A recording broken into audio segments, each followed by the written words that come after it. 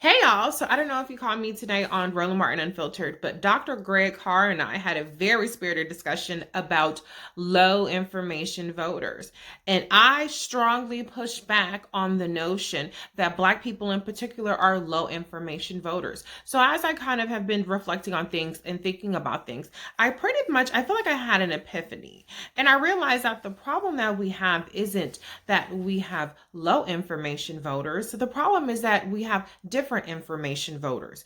As a society, we are no longer operating from the same set of facts. Part of that is because the way that we consume information, whether it be social media or even the way that we browse the internet, is all algorithm based. And so we are programmed to interact with information that we are more inclined to agree with, that we are more interested in based on how we interact with different people. And so our information gets more curated into what we want to see, which means we are missing out on part of the picture.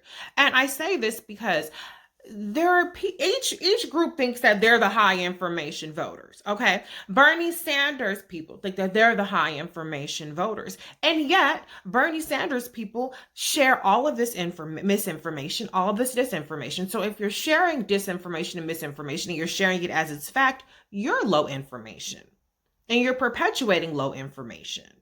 So how the fuck are you the people who know what they're talking about, and you are perpetuating things that are not true?